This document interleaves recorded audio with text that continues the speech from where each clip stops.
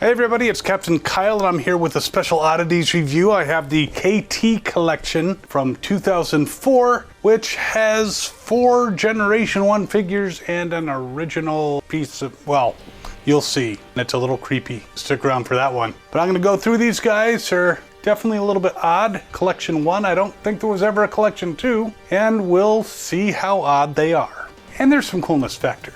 Be right back.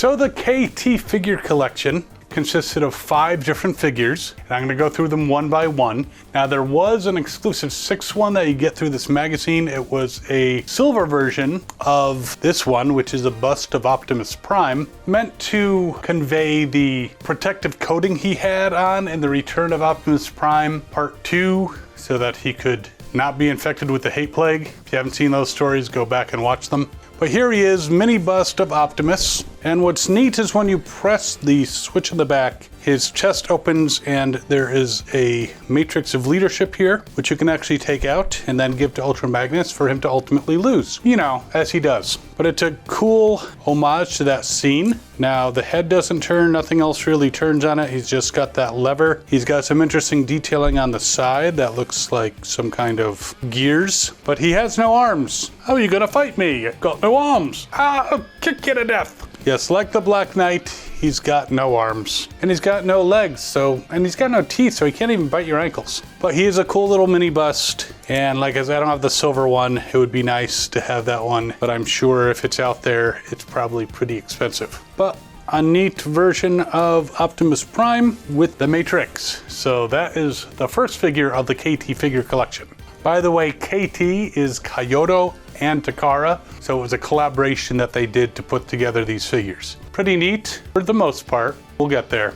Next ones I want to show you are exactly the same. So we have Rumble and Frenzy, or Rumble and Frenzy, depending on what you care to call them. Obviously, in the cartoon, this was Rumble and this was Frenzy, but it was the opposite way when they released the toys. Since these are movie versions, cartoon versions of the characters, I'm going with Rumble and Frenzy, and that's what I go with the toys as well, but it's up to you. It's open to interpretation. I won't think less of you if you go by the toy packaging. So obviously these are repaints of the same figure. They have their piledrivers, which can actually move in and out. They are on this rocky base thing, as if they're already smashing through. They have some great detailing on the back. You have their little jet/guns that they can fire at people, and I've even seen them launch missiles out of them. But cool minifigures, great homage to Rumble and Frenzy and their tendency to first crack the shell and then crack the nuts inside.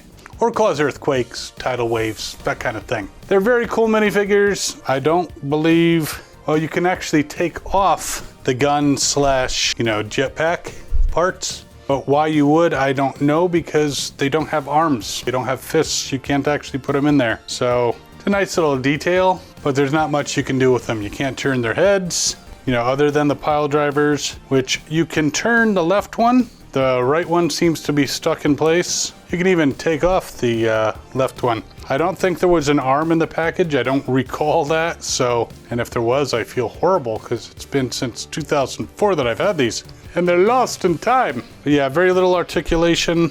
Ooh, you can take off the right one as well. So you can just pile driver them as opposed to disarm. So yeah, I don't know if there were arms in the package. I don't recall seeing any arms that came with them. So I wasn't aware that you could take off these until actually now. I was today years old. But cool figures. If you have these and you have arms somewhere, please let me know so I can feel really bad about myself and how I probably misplaced those, 18 years ago.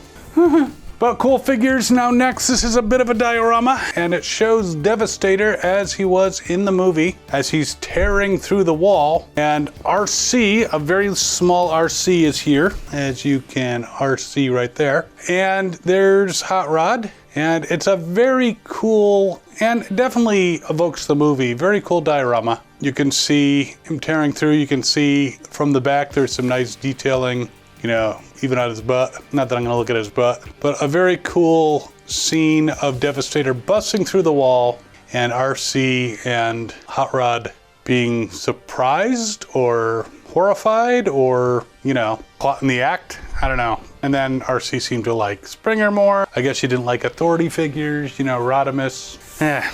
He's the man and she doesn't like the man. She likes the bad boys, like Springer, I guess. So very cool. And that is the fourth figure. And then there's the what the fuck figure. If you're familiar with this set, you know what I'm talking about. It is a little diorama of A-chan, or AI-chan, I'm not sure the exact pronunciation, known as Tai, which is supposed to be Teletran 1's daughter, supposedly, in Robots in Disguise. Car Robots was the series that was released in Japan the year before, and then they imported over here. And she is an AI computer who decided for whatever reason to appear as a little girl dressed up like a policewoman, kind of. And why, before they even met humans, she would dress like this or become like this, I don't know. That's kind of weird, but she's a hologram. Now, this diorama was made by the same person who came up with the concept of the KISS players. So that needs to be put out there. But it's obviously a naked, except for her headgear, version of AI-chan, or A-chan, naked taking a bath with a Skybite right there, toy, and having a little itty bitty super fire convoy kind of peeking over at her. Fucking weird. First of all, she's a hologram. She doesn't need to bathe. Why she would bathe, I don't know. And also she's a hologram, so you can't really touch the hologram. So this would all be just in her mind if it happened at all. Somebody decided to take a little girl who doesn't even exist and have her bathe with Pervy Prime over here, or Pervy Convoy, trying to peek at her. This is fucking weird. I mean, I'm not gonna throw it out, I'll keep it, but it is part of the set. And the head can kind of move. It actually comes apart in a number of pieces, but what were they thinking? This might be the reason why there wasn't a second series of these, because people were like, what the hell? So this is what raises this set of figures to oddity status and beyond. It's weird. I am not one who wants to see a naked AI girl bathing with a Skybite, or Gel Shark, as he was called over in Japan.